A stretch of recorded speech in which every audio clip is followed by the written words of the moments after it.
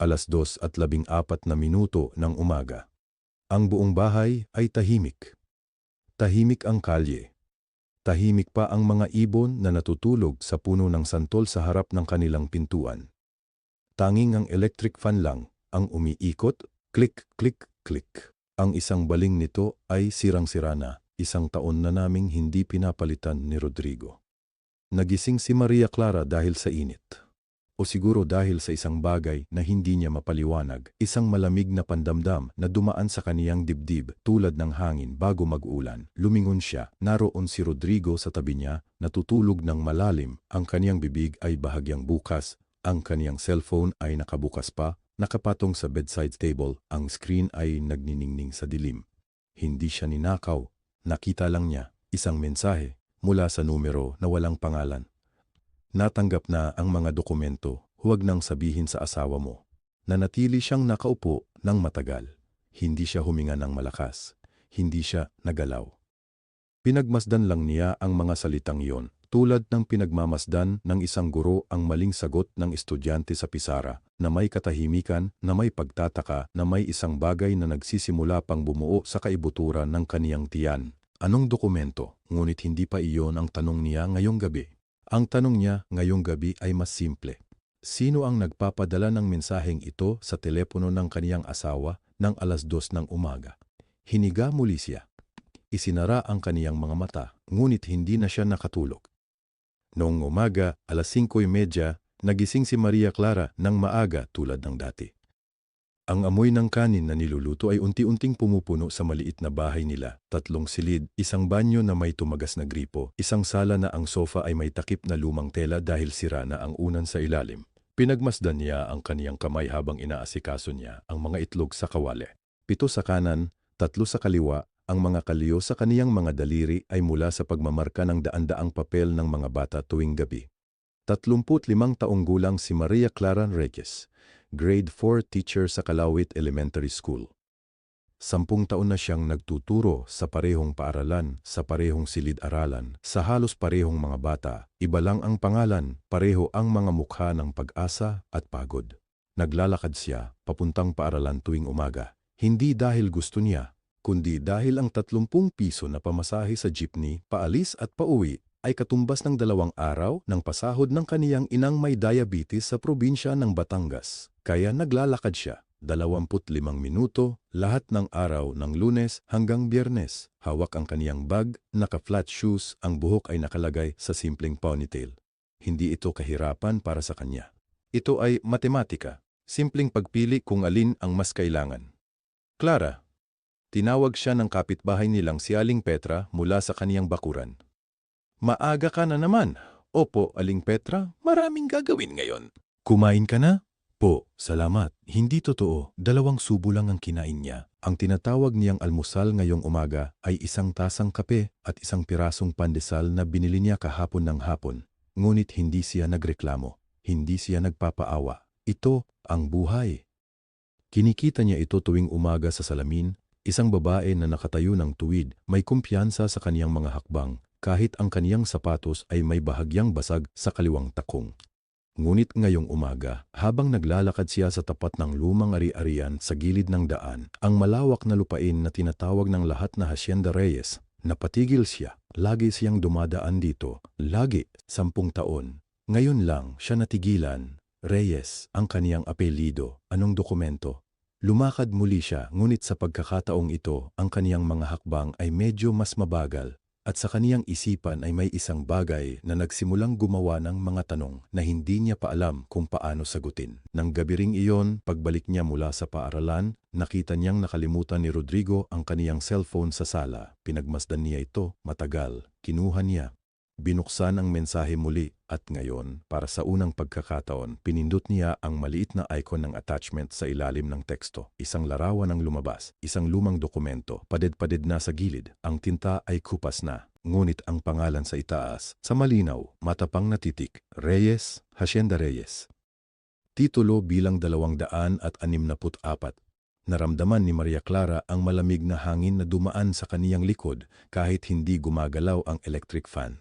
Hindi siya sumigaw. Inilapag niya ang telepono. Dahan-dahan. Umupo sa sofa na may sirang unan. At sa unang pagkakataon sa 10 taon, nagsimula siyang magbilang. 3 buwan bago ang gabing iyon, Martes ng hapon. Maaraw. Amoy pawis at lumang kahoy ang hangin sa loob ng bahay ng mga Santos. Nakaupo si Maria Clara sa sala, nagtatama ng mga papel ng kaniyang mga estudyante. Pula ang ballpen niya, mabilis ang kamay, pero ang isipan nasa ibang lugar. Marinig niya ang mga yapak mula sa kusina, tahimik, maingat, parang takot na gumawa ng ingay. Si Ligaya, lumabas ang matandang babae na may dalang basong tubig. Inilapag niya ito sa mesa ng walang salita. Hindi tumitingin, lagi siyang ganoon, nakayuko parang sinisikap na maging mas maliit pa sa kaniyang katawan. Salamat Ate Ligaya, sabi ni Maria Clara. Natigilan si Ligaya. Parang hindi siya sanay marinig ang salitang iyon, salamat, na inialay sa kanya. Wala pong anuman ma'am. Bumalik na siya sa kusina. Kakaiba, naisip ni Maria Clara. Bakit parang laging natatakot? Nang sumunod na araw, nasa merkado si Maria Clara nang marinig niya ang mga babae sa tabi niya, mga kapitbahay, nag-uusap habang pumipili ng gulay. Nakita mo ba ang kasambahay ni Ma'am Santos, yung matanda? Si Ligaya. Oo naman. Grabe, siguro 60 taon na. Yan, nagtatrabaho pa rin katulong. Kawawa naman. Wala siguro siya ng ibang mapupuntahan. Tumawa ang isa. O baka naman trip lang niya. Hay, ang mga matatanda talaga. Napahinto si Maria Clara sa pagpili ng kamatis. Hindi siya sumali sa tawanan. Pinili niya ang pinakahinog na kamatis, 3, at lumakad palayo. Ikatlong linggo ng Setyembre, Sabado ng umaga, naglilinis si Ligaya ng sala. Malinis na ang sala pero nagpapatuloy pa rin siya. Pabali-balik ang mga kamay sa lumang lamesa ng kahoy, parang pinipingot ang isang bagay na hindi nakikita. Napansin ito ni Maria Clara mula sa hagdan. Bumaba siya ng dahan-dahan. Wala siyang sinabi, nanonood lamang. Hinawakan ni Ligaya ang gilid ng mesa, ang may ukit na bulaklak sa sulok. Isang ukit na lumang-luma na medyo nabura na ng panahon. Idinaan niya ang kaniyang daliri doon. Mabagal, para bang nagbabasa ng braille. Maganda ito, no? Sabi ni Maria Clara nang bigla. Napahawak si Ligaya sa dibdib, lumingon. Ma'am, pasensya na po, hindi ko nakita. Hindi ko kayo sinususto, Ate Ligaya, ngumiti si Maria Clara. Nanonood lang, kilala ninyo ba ang ukit na iyon? Sandali lang ang katahimikan. Pero napansin ito ni Maria Clara. Hindi po ma'am, maganda lang talaga. Ang litrato ay nahulog ng isang Biyernes ng hapon. Inaayos ni Ligaya ang kaniyang bulsa ng damit nang maglakad siya mula sa silid. Isang maliit na piraso ng papel o mukha itong papel ang humalik sa sahig ng walang ingay. Pero narinig ito ni Maria Clara. Lumingon siya. Dali-daling yumuko si Ligaya. Mabilis kaysa sa inaasahan mula sa isang matandang babae. Kinuha niya ito, ikinapit sa palad. Ngunit bago pa niya masakop ng buo, nakita na ng guro ang sapat, isang pamilya, nagtatayo sa harap ng isang malaking bahay bato. Itim at puti, maliwanag ang araw sa likod nila. At ang bahay ay kilala ni Maria Clara. Kahit isang segundo lang, kahit kalahati ng imahe, kilala niya iyon. Ang lumang gusali sa dulo ng Calle Reyes. Ang pinakamatanda sa buong bayan. Ang dating sentro ng Ate Ligaya. Tumigil si Ligaya. Nakatungo pa rin. Sino po ang mga tao sa litrato? Matagal na katahimikan, amoy kamatis at sinaing ang hangin mula sa kusina. Humihinga si Maria Clara ng dahan-dahan. Tapos, dahan-dahang tumingala si Ligaya at ngumiti. Hindi ito ang ngiti ng isang matandang kasambahay na nahuhuli sa pagkakamali. Hindi ito ang ngiti ng takot. Ito ay ibang klase ng ngiti, malalim, may alam. Mga taong matagal nang patay, anak, sabi niya. Matagal na. Anak. Hindi ma'am, hindi po, anak. Lumakad si Ligaya pabalik sa kusina.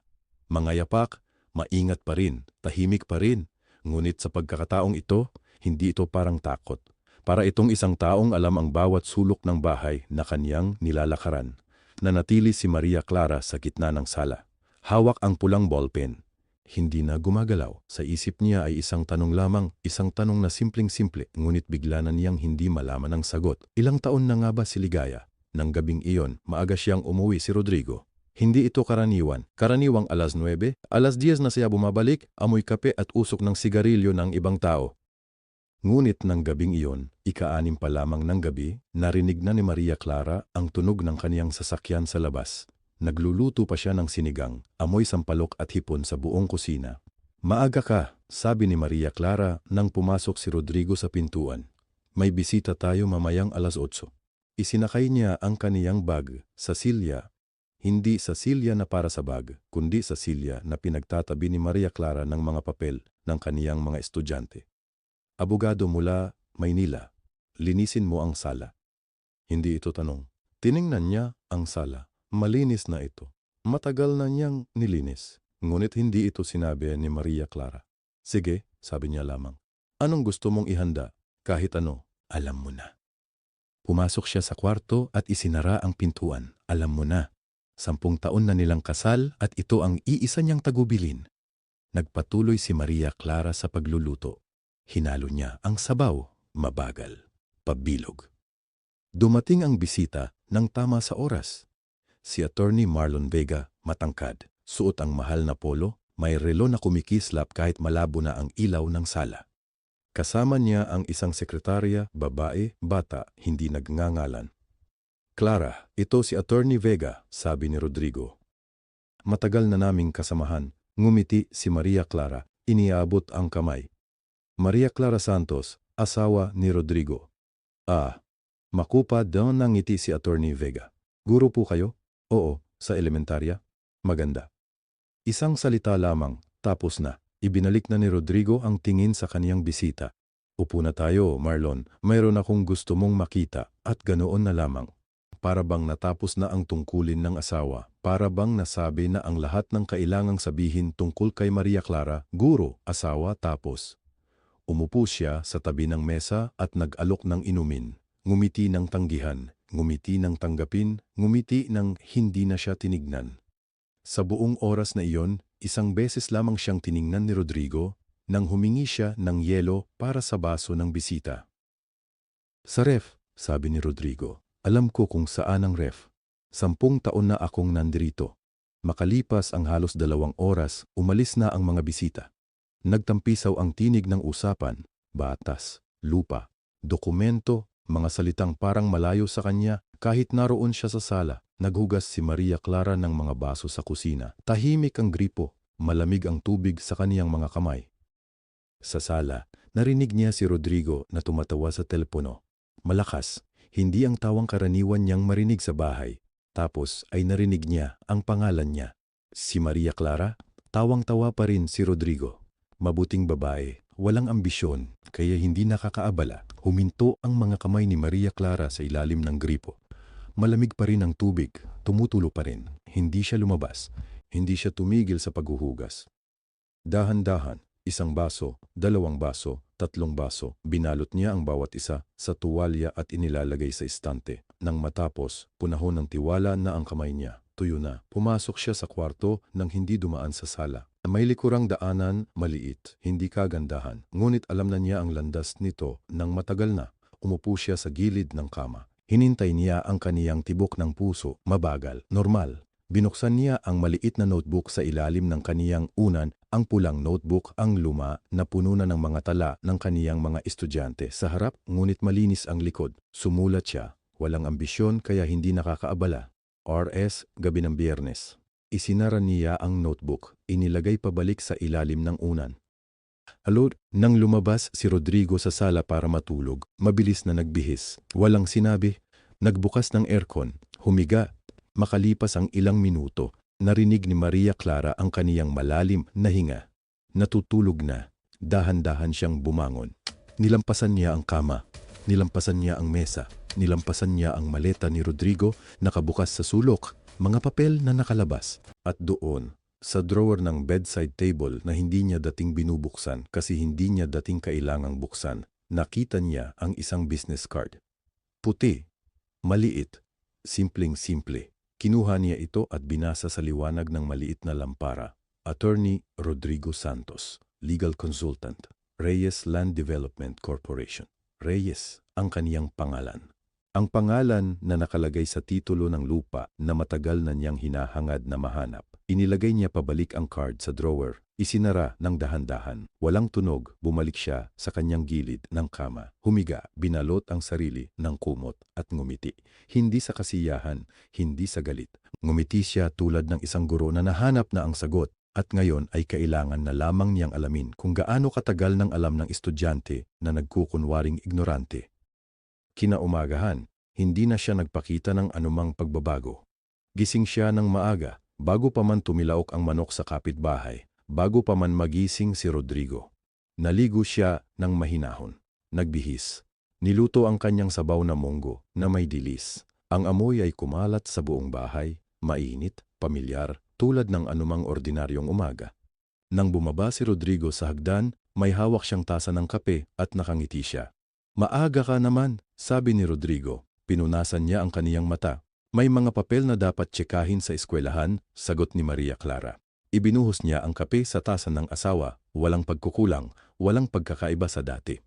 Umalis si Rodrigo nang walang ibang sinabi.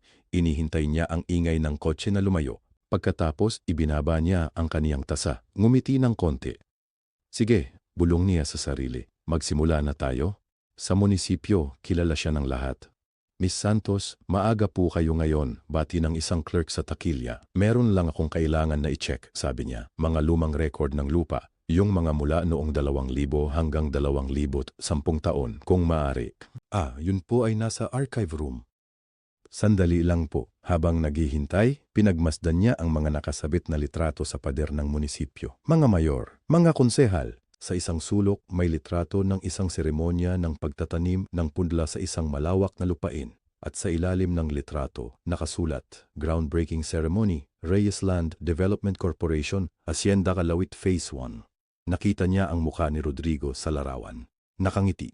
May hawak na pala. Kinapot niya ang 20 piso sa kaniyang bulsa at pinigilan ng kamay na manginig.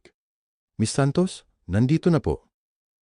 3 oras siya sa loob ng archive room. Makulimlim ang silid. Amoy ng lumang papel at basang kahoy. Isang maliit na bintana lamang ang tanging pinagkukunan ng liwanag. At kahit noon, dilim pa rin ang sulok kung saan nakastake ang mga folder na dating nakaorganisan ngunit ngayon ay gulong-gulo na. Ngunit si Maria Clara ay guro, sanay siyang maghanap ng tamang sagot sa gitna ng kaguluhan. Isa-isa niyang binuksan ang mga folder, binasa. Kinopya sa isang maliit na notebook, titik-titik, petsa-petsa, numero ng titulo, pangalan ng nagbenta, pangalan ng bumili. At pagkatapos ay natagpuan niya ito. Deed of Sale, Ernesto Domingo Reyes, Reyes Land Holdings, Incorporated. Petsa, ika-10 araw ng Marso, 1977 taon. Itinago niya ang paghinga sa kaniyang dibdib. Ayon sa ibang record, namatay ang kaniyang ama noong ika-11 araw ng Marso, 1977 taon. Isang araw lamang ang pagitan. Kinuha niya ang notebook. Isinulat. Pirma. Ibang sulat kamay? I-compare sa ibang dokumento. Naalala niya ang boses ng kaniyang ina, mahinang tinig, halos pabulong na parang lihim na inialay sa hangin bago siya umalis para lagi. "Huwag mong paniwalaan ang lahat ng nakasulat, anak. Minsan, ang mga papel ay nagsisinungaling din." Noon ay hindi niya lubos na naiintindihan iyon. Ngayon ay naiintindihan na niya. Binalik niya ang mga folder, tumayo, inayos ang kaniyang bag. "Tapos na po kayo, Miss Santos?" tanong ng clerk sa labas. "Oo, salamat," ngumiti siya. "Maganda pala ang mga record ninyo dito, maayos na nakapreserba." "Ay salamat po, bagong sistema lang namin iyon." Magaling, humakbang na siya papalabas ngunit huminto, may isang folder pa. Nahulog sa sahig mula sa stack nang siya ay tumayo. Pinulot niya ito. Bukas, at nakita niya ang pangalan sa ilalim ng dokumento sa linya ng Notary Public Attorney Herminio C. Santos, roll number 12,847, IBP, lifetime member. Hinto ang kaniyang paa, Herminio Santos, ang ama ni Rodrigo, ang abogadong nagnotaryo sa pagbebenta ng lupa ng kaniyang ama sa araw na hindi pa dapat may pirma ang kaniyang ama dahil bukas pa lamang siya mamamatay. Dahan-dahan niyang ibinalik ang folder sa pile. Lumabas siya ng archive room nang walang pagmamadali, ngumiti sa clerk, nagpaalam ng maayos, at sa labas ng munisipyo, sa ilalim ng matinding tanghaling araw ng kalauwit, tumigil siya sandali, isinara ang kaniyang mga mata. Isang katanunsan lang ang natira sa kaniyang isip.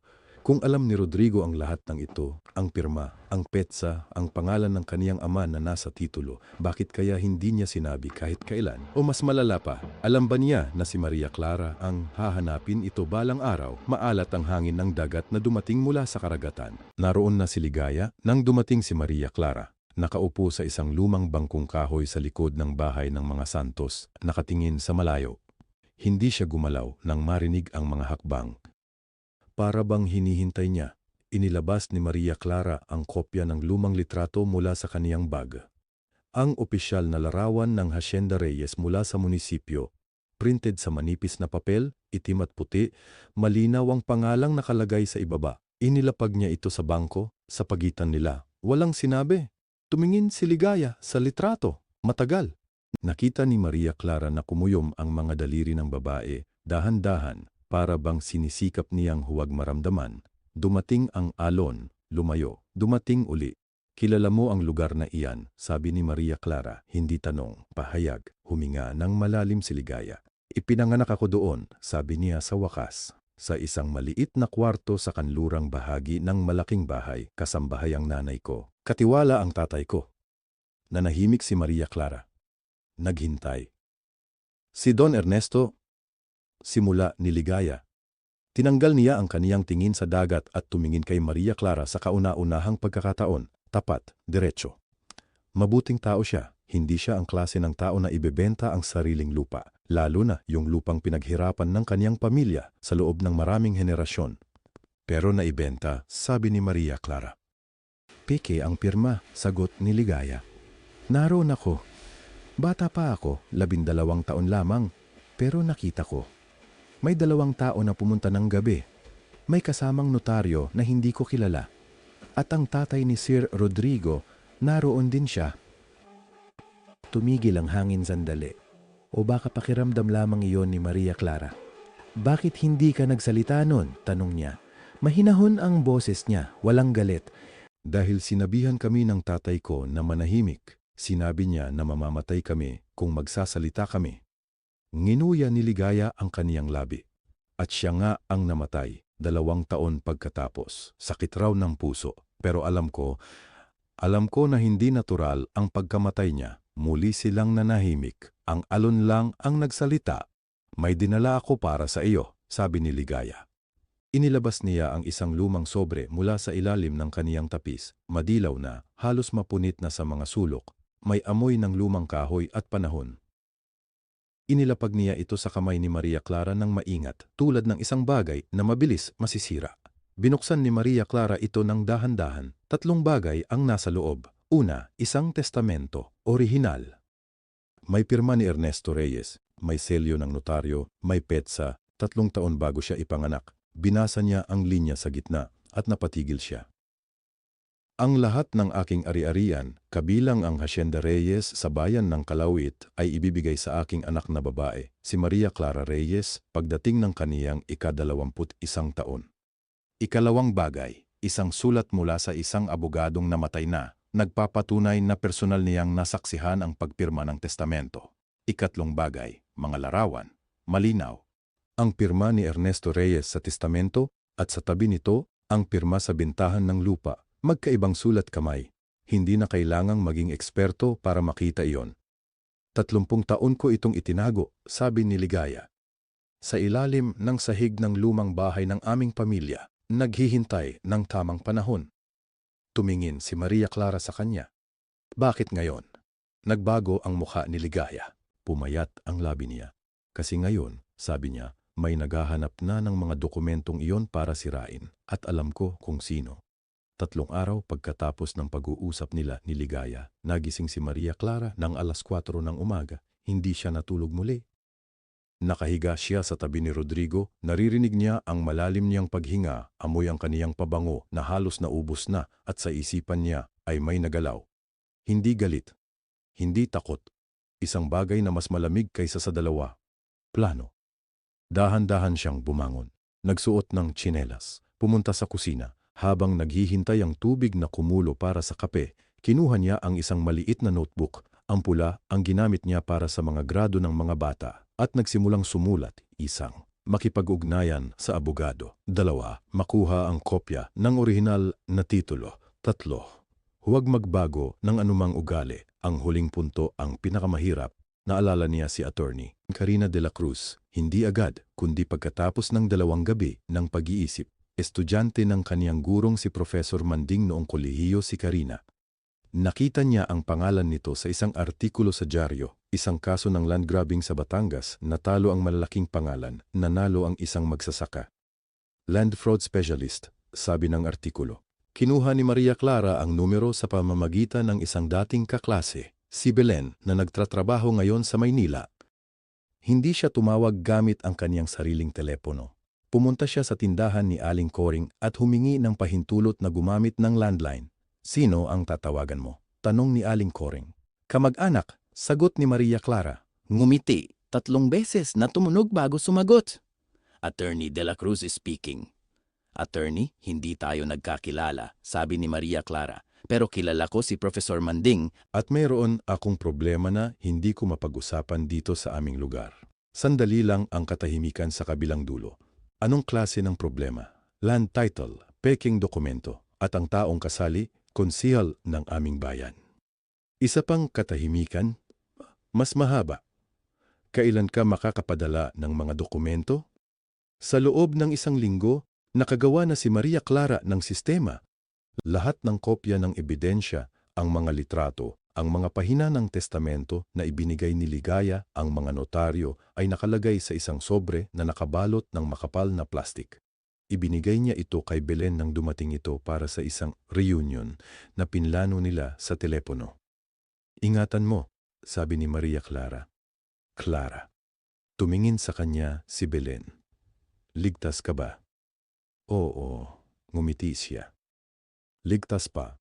Sa gabi, pagkatapos matulog si Rodrigo, binubuksan niya ang isang lumang libro, ang Civil Code, na binili niya sa isang ukay-ukay na tindahan sa probinsya, 200 piso. Binabasa niya ang mga probisyon tungkol sa lupa. Sa heredero, sa mga karapatan ng mga anak na babae, maingat. Dahan-dahan, tulad ng pagwawasto ng pagsusulit ng mga bata. Isa sa mga bagay na natutunan niya bilang guro. Huwag magmadali sa pag-unawa. Ang pinakamapanganib na estudyante ay ang nagpapakunwaring alam na, pero ang tunay na matapang ay ang nagtatanong ng maraming beses hanggang maging malinaw ang lahat. Nagtatanong siya ngayon, nag-iisa. Ang pinakamabigat na araw ay ang nang matuklasan niya ang tungkol sa resort deal. Nakita niya ito sa isang papel sa mesa ni Rodrigo, hindi niya sinadyang tumingin, nahulog lang ang folder ay Reyes Land Development Corporation Proposed Beachfront Resort Project Legal Consultation Agreement, pangalan ni Rodrigo sa ibaba. At ang petsa ng pagpapatupad, 6 na linggo mula sa araw na yon. Umupo siya sa sahig ng sala, 1 minuto lamang. Kailangan ng kaniyang katawan ng 1 minuto, 6 na linggo, hindi matagal pero hindi rin maikli. Tumindig siya, pinulot ang folder, inilagay pabalik sa mesa ng eksakto sa paraan na nahulog ito. Nagluto siya ng hapunan, adobong manok, paboritong ulam ni Rodrigo. Sa ika-30 gabi ng kaniyang paghahanda, narinig niya ang tinig ni Rodrigo mula sa kanilang silid. Kausap siya sa telepono, mababa ang boses, pero tahimik ang bahay. Tumigil siya sa paghakot ng pinggan, hinawakan ang lababo. Siguraduhin mo na walang makakahanap ng mga lumang record. Bayaran mo na ang clerk sa munisipyo. Paghinga. Sagot mula sa kabilang dulo, hindi niya marinig. Wala siyang malalaman, guro lang siya. Dahan-dahan, ibinaba ni Maria Clara ang tasa sa lababo. Hindi siya gumalaw ng matagal. Pagkatapos, bumalik siya sa paghuhugas ng pinggan, maingat, tahimik, at sa mukha niya ay lumitaw ang isang ngiti na hindi para kay Rodrigo. Para sa kaniyang sarili. Guro lang siya. Oo, tama siya. At alam ng bawat guro kung paano maghintay para sa tamang oras bago ibigay ang huling pagsusulit. 3 araw na ang nakalipas nang marinig ni Maria Clara ang usapan sa telepono. 3 araw na siyang nagdadala ng kaniyang almusal sa silid-aralan, nagtuturo ng fractions sa mga bata, ngumingiti sa mga magulang sa pintuan, at sa loob niya, isa-isang inilalagay ang mga piraso ng larawan sa tamang lugar. Hindi siya nagmamadali, magtitimpi siya hanggang sa handa na ang lahat. Nakita niya si Ligaya sa palengke isang Sabado ng umaga. Maaga pa, ang mga manggagawa ng isda ay nagsisimula pa lamang mag-ayos ng kanilang mga talahanayan at ang hangin ay maalat at malamig pa mula sa dagat. Ligaya. Lumingon ang babae. Sa mata niya ay may isang sandali ng takot, pagkatapos ay nawala ito. Ma'am Clara? Huwag ma'am. Dito lang tayo, dalawa. Lumakad sila ng magkasabay papunta sa dulo ng palengke, malapit sa mga nagtitindang ng mais. Walang nakikinig. Lahat ng sinabi mo sa akin, sabi ni Maria Clara, mababa ang boses, naaalala mo pa ba? Lahat, sagot ni Ligaya. Hindi ko malilimutan. Bawat petsa, bawat pangalan. Nagsulat ako. Nagulat si Maria Clara. Nagsulat ka? Sa isang kwaderno. Nakatago sa likod ng lumang baul sa aking silid. Bahagyang ngumiti si Ligaya. Hindi masaya, kundi parang isang tao na matagal nang nagtatago ng mabigat na bagay at handa ng ibaba ito. 10 taon na akong nagsusulat, Ma'am Clara. Simula nang malaman ko kung sino talaga kayo. Hindi nagsalita si Maria Clara ng ilang segundo. Maingat ka, sabi niya sa wakas. Ingatan mo ang sarili mo. Si Attorney Carmela Villanueva ay dumating sa Kalawit sa isang Huwebes, sakay ng isang ordinaryong jeepney, walang maleta, walang suit, isang simpleng linen na damit at isang backpack na puno ng mga dokumento. Nagkita sila sa isang maliit na karinderya malapit sa paaralan. Nag-order sila ng 2 tasa ng kaping barako. Ang amoy ng tabako mula sa katabing mesa ay umaaligid sa kanila. Binasa ko ang lahat ng pinadala mo, sabi ng abogada. Binabasa ang isang papel. Ang testamento ay may problema, pero ang problema ay para sa kanila, hindi para sa iyo. Paano? Ang testamento ng iyong ama, kung mapapatunayan na pirmado ito bago ang bentahan, ay nangunguna sa lahat. Itinaas ni Attorney Carmela ang tasa. At mayroon akong 2 handwriting expert sa Maynila na handa ng suriin ang mga pirma. Kung peke ang bentahan, at sa tingin ko peke nga, ang buong transaksyon ay walang bisa, 0, wala. Kailan? Kailangan ko ng isang saksi, isang tao na naroon mismo, at doon naalala ni Maria Clara ang pangalan. Si Mang Tiban ay matanda na, 74 na taong gulang, sabi niya, bagamat hindi siya sigurado, at ang kaniyang mga kamay ay mapagod na sa maraming taon ng pangingisda. Nakatira siya sa isang maliit na bahay malapit sa dalampasigan, 10 metro mula sa hangganan ng asyenda. Pumunta si Maria Clara sa kanya isang hapon nang ang araw ay mababa na sa langit at ang dagat ay nag-aapoy ng kahel. Mang Tiban, lumingon ang matanda. Sa unang pagkakataon, nakita niyang may luha sa mata ng lalaki. Anak ng Reyes, sabi niya. Hindi tanong. Oo po. Matagal siyang tumahimik. Ang alon ay bumabagsak sa bato sa likod nila. Naroon ako, sabi niya sa wakas. Nang pirma ng papel. Nakita ko ang kamay ng iyong ama, may hawak siya, anak, may hawak sa kaniyang kamay, at ang lalaking humawak, kilala ko siya. Si Herminio Santos po, tumango si Mang Tiban. Sasabihin ko sa korte. Handa na ako, matagal na akong naghihintay. Nang sumunod na Lunes, nagturo si Maria Clara ng fractions. Isinulat niya sa pisara ang isang bahagi, 1 sa 3, 2 sa 5, at tinanong ang mga bata kung alin ang mas malaki.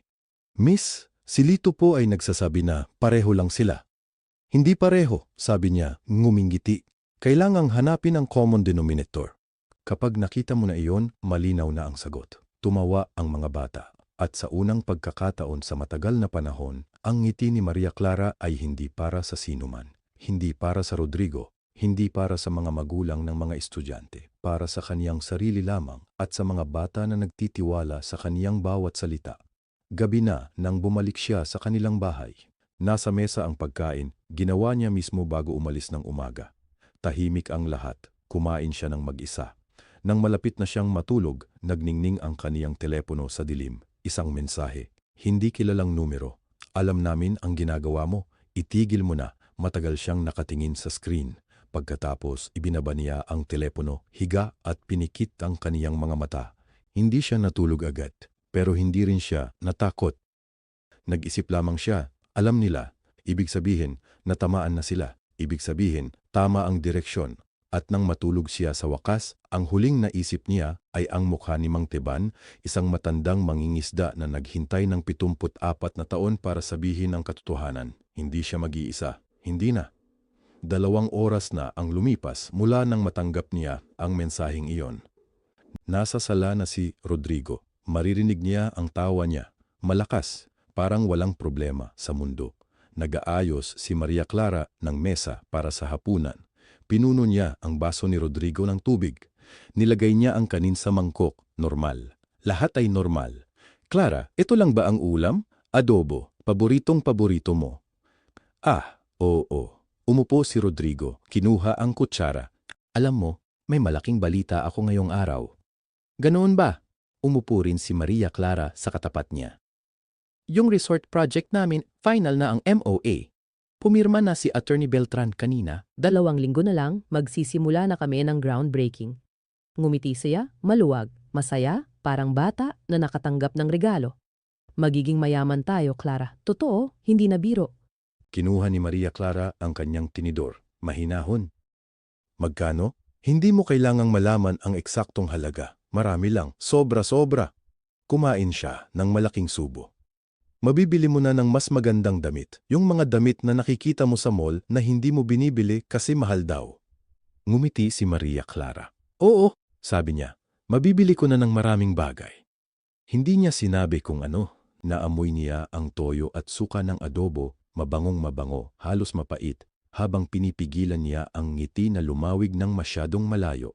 Kumain sila ng tahimik ng ilang minuto. Maririnig lamang ang kutsara at tinidor, ang bentilador, sa sulok, ang ulanan sa labas na nagsisimula ng bumagal. Paano si mama mo? Okay na? Tanong ni Rodrigo. Okay naman. Nagpadala na ako kahapon. Mabuti. Nodded siya. Mukhang tunay ang pagmamalasakit. Iyon ang nakakasakit paminsan-minsan na kahit mali ang ginagawa niya, mayroon pa ring bahagi ng taong ito na may malasakit sa iba, pero hindi iyon sapat. Nagring ang telepono ni Rodrigo. Tumingin siya sa screen. Nagbago ang mukha niya, kaunti lamang pero nakita ni Maria Clara. Parang naging mas matigas ang panga niya. Sandali lang. Tumayo siya. Emergency ito. Kailangan kong sagutin. Sige, lumabas siya sa sala, papunta sa balkonahe, naiwan si Maria Clara sa hapunan. 1 segundo. 2, 3. Kinuha niya ang telepono ni Rodrigo. Nakalimutan niya ito sa mesa. Hindi siya naghanap, hindi na kailangan. Nag-light up ang screen dahil sa bagong mensahe at nakita niya, kay Ligaya. Siguraduhin mong wala siyang gagawin bukas. Alam mo kung paano. Matagal siyang nakatingin. Ang ulan sa labas ay tumilapon na muli, malakas, biglaan, parang sinasabi ng langit na may darating. Ibinaba niya ang telepono. Eksakto sa kinalalagyan nito, umupo siyang muli, kinuha ang tinidor, kumain ng kaunti. Nang bumalik si Rodrigo mula sa balkonahe, nakita niya si Maria Clara, tahimik nakaupo, kumakain ng kanyang adobo. Okay ka lang? Tanong niya. Okay. Ngumiti siya.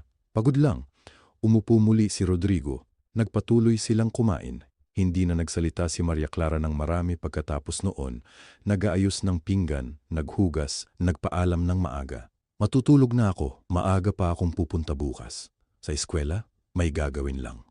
Sa kwarto, hinubad niya ang kanyang tsinelas at umupo sa gilid ng kama. Binuksan ang notebook. Ang huling pahina, 1 salita lang ang isinulat niya, bukas. Isinara niya ito ng dahan-dahan, inilagay sa ilalim ng unan. Sa labas ng bintana, ang ulan ay humupa na. Ang gabi ay tahimik na ngayon. Ang uri ng katahimikan bago ang isang bagay na hindi na mababago. At sa isipan ni Maria Clara, isang tanong ang nanatili habang isinara niya ang kaniyang mga mata. Alam mo kung paano, sabi ni Rodrigo kay Ligaya. Pero ang tanong ay, alam ba nilang siya rin, alam kung paano? Maliwanag ang umaga ng Huwebes nang bumaba si Maria Clara sa hagdan ng kanilang bahay na may dalang simpleng bag, brown leather, kupas na sa gilid, pero maayos pa rin. Suot niya ang kanyang blue na damit kuro, hindi mahal, pero malinis, tapat. Naghihintay si Attorney Carmela sa labas, nakasandal sa kanyang sasakyan, may hawak na folder na makapal. Ready ka na? Tanong ni Carmela. Ready na ako nung nakaraang 10 taon, sagot ni Maria Clara ng tahimik. Sa korte, amoy lumang kahoy at aircon ang hangin sa loob. Maingay ang mga sapatos sa marble na sahig. Nasa sulok na si Mang Teban, nakayuko, nagdarasal o nag-iisip, hindi malinaw. Katabi niya si Ligaya, nakatayo ng tuwid. hawak-hawak ang isang maliit na bog na puti. Nang makita ni Maria Clara si Ligaya, ngumiti siya. "Ligaya, kumain ka na?" Hindi pa po." Pagkatapos nito, kakain tayo." Hindi na nagsalita si Ligaya, ngunit ang kaniyang mga mata ay nagpuno. Dumating si Rodrigo ng 10 minuto bago mag-9. Tatlo silang abogado. Suot niya ang kaniyang gray na barong, ang isa na iniutos ni Maria Clara na ipaplantsa noong 1 linggo. Kasama niya ang isang lalaki sa itim na Amerikana, si Mr. Herminio Santos, kinatawan ng Reyes Land Development Corporation. Nang makita niya si Maria Clara sa kabilang panig, tumigil ang kaniyang lakad. 1 segundo, 2, 3, hindi nagsalita si Maria Clara. Ngumiti lamang siya, ang uri ng ngiti na ibinibigay ng isang guro sa estudyanteng nahuling nandaya. "Rodrigo," sabi niya ng mahinahon. Hindi siya sumagot. Ang kaso ay inilahad ni Attorney Carmela ng maayos at mabilis. Bawat dokumento, itinuro niya sa korte. Ang pekeng pirma ni Ernesto Reyes sa deed of sale, ang pekeng testamento, ang papel ni Herminio Santos bilang notaryo publiko noong araw na iyon, kahit na ang kaniyang lisensya ay nasuspinde pa noon. Ang patutuo ni Mang Teban, na personal na naroroon, na nagsabi ng buong katahimikan, "Ako po ang pinirmahan bilang saksi, pinilit po nila ako, hindi ko maintindihan ang Ingles noon, ngayon, naiintindihan ko na." At ang huling dokumento, ang orihinal na testamento ni Ernesto Reyes, ang ama ni Maria Clara, na nagsasabing ang Hacienda Reyes ay para sa kaniyang anak na babae, at sa kaniyang anak na babae lamang. Nang magsalita si Rodrigo, tumaas ang kaniyang boses sa loob ng silid. "Your Honor, ang dokumentong iyan ay hindi na valid. Ang asyenda ay legal na nakarehistro sa aming kumpanya. Alisin mo ang iyong mga kamay sa asyenda na iyan. Ito ang aming pag-aari, ito ang sinasabi ng batas." Ang hukom, isang babae, mababa ang boses, matatagang tingin, ay humiling ng katahimikan ng 1 beses lamang. Ipinapaliwanag po ng korte, sabi niya, na ang petisyon para sa temporary restraining order ay ibinibigay ngayon. Walang maaaring baguhin, ilipat o ibenta ang anumang bahagi ng Hacienda Reyes habang tumatagal ang kasong ito. Pagkatapos, binuksan ng hukom ang folder. Binasa niya ang testamento ng malakas, bawat salita, bawat pangalan, bawat petsa. Narinig ng buong silid ang pangalan, Maria Clara Reyes, tagapagmana, nag-iisa. Tumahimik ang lahat. Doon, sa kabilang panig ng silid, tumingin si Rodrigo kay Maria Clara. Hindi ang tingin ng galit, hindi ang tingin ng isang lalaking nagtatanggol. Ang tingin ito ay ng isang taong nakakita ng bagay na matagal na niyang hindi pinansin at ngayon huli na siyang lumayo. Sa mukha ni Rodrigo Santos, ang abogado, ang konsehal, ang lalaking akala niya'y lahat ng bagay ay hawak, nakita ni Maria Clara ang isang bagay na bago, takot. Tunay na takot, at sa isipan niya, isang tanong ang lumitaw na hindi niya sinabi ng malakas. "Matagal ka na bang natatakot, Rodrigo? O ngayon mo lang nalaman na may dapat kang katakutan?" Lumabas ang hukom sa silid na iyon nang walang dramatikong tunog, basta isang hakbang, isang lagda, isang pahayag na binasa ng mabagal at maliwanag. Ang temporary restraining order ay pinagtibay. Ang lahat ng konstruksyon sa lupang kilala bilang Hacienda Reyes ay ipinagbabawal hanggang sa matapos ang kaso. Ang Reyes Land Development Corporation ay inuutusan na isumite ang lahat ng dokumento sa korte sa loob ng 10 araw ng trabaho. Walang palakpakan, walang sigaw. Ang silid ay nanatiling tahimik at ang katahimikan na iyon ay mas mabigat kaysa sa anumang hiyaw. Sa labas ng korte, naghihintay ang mga tao mula sa bayan ng Kalawit. Hindi sila nagmarcha, hindi sila nagdala ng mga karatula. Nakatayo lamang sila, mga kapitbahay, mga magulang ng mga estudyante ni Maria Clara, maging ang matandang manghuhugasan na lagi niyang nakikita sa tabi ng palengke. Nang lumabas si Rodrigo Santos sa pinto, huminto siya. Tumingin siya sa kanila.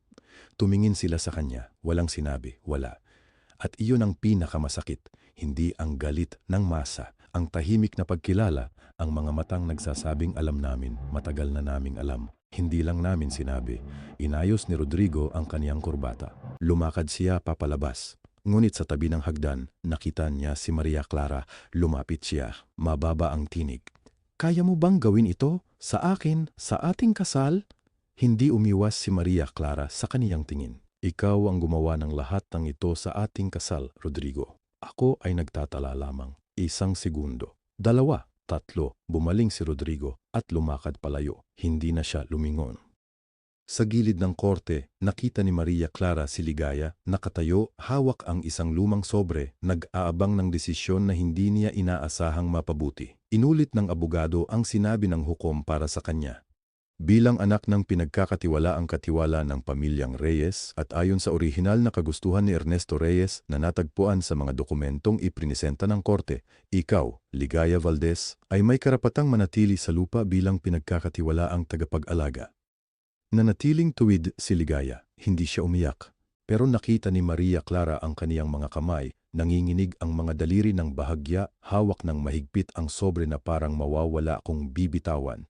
Lumakad si Maria Clara papalayo ng tahimik. Nang hapon na, bumalik siya sa paaralan. Iyon na, normal na hapon. Maingay ang mga bata sa loob ng silid. Amoy tsyok at mainit na hangin mula sa bintana.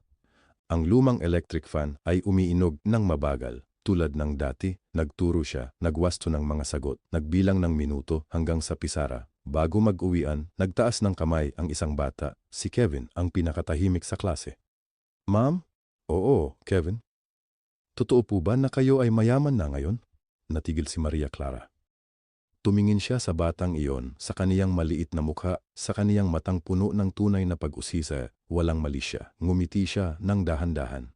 Hindi pa, Kevin, pero ngayon, alam ko na kung sino talaga ako.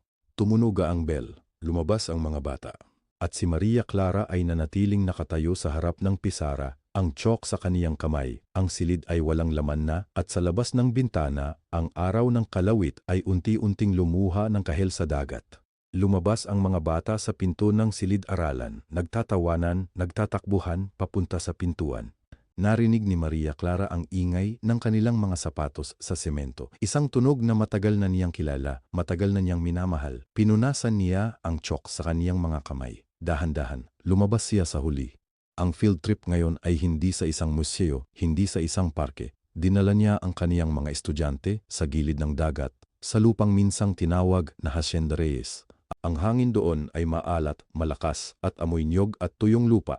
Ang mga bata ay tumakbo patungo sa tubig, sigaw ng sigaw, hanggang tinawag niya silang lahat. Halina dito, umupo muna. Naupo sila sa damuhan. Si Ligaya ay nakatayo sa gilid. Hindi na siya naglilingkod ngayon. Nakatayo siya bilang kaibigan. Nakatayo siya bilang saksi.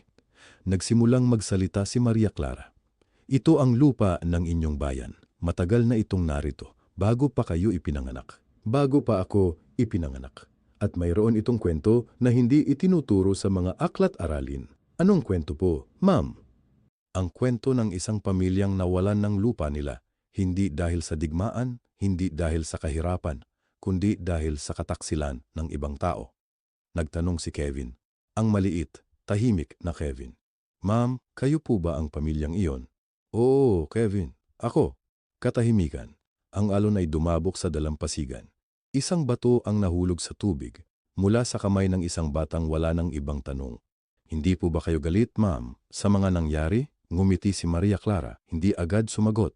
Tumingin siya sa dagat, sa malayo, sa linya kung saan nagsasanib ang langit at tubig. Minsan, sabi niya sa wakas, pero ang galit ay hindi nagbibigay ng titulo ng lupa, ang katotohanan ang nagbibigay. Pero ma'am, ang korte pa rin po ang magde-decide, di po ba? Oo, at habang naghihintay tayo, nandito pa rin tayo. Nakatayo tayo sa lupang ito ngayon at alam na natin ang totoo. Tumayo si Ligaya. Nilapitan niya si Maria Clara at hindi nagsalita. Hinawakan lamang niya ang kaniyang kamay ng sandali, isang segundo lamang. Pero ramdam ni Maria Clara ang buong timbang ng lahat ng mga taong lumipas. Sinimulan nilang lumakad pabalik sa paaralan. Hindi sila sumakay ng jeepney, hindi may sasakyan na naghihintay sa kanila. Naglakad sila, guro at mga estudyante, sa daan na pamilyar, sa sikat ng hapon na kumukupas na. Habang naglalakad, narinig ni Maria Clara ang kaniyang sariling mga paa sa aspalto. Isa-isa, isa-isa. Hindi ito ang lakad ng isang taong nawalan ng lahat. Ito ang lakad ng isang taong nakahanap ng lahat ng kailangan niya. At sa loob niya, dahan-dahan, may boses na nagsalita, ang kaniyang sariling boses, tahimik at tapat. Hindi ko kailangan ng asyenda para maramdamang buo. Kailangan ko lamang ng katotohanan. At ngayon, hawak ko na ito sa aking mga kamay. Tulad ng isang guro na hawak ang isang libro. Maingat, may pag-iingat, at hindi nabibitawan pa.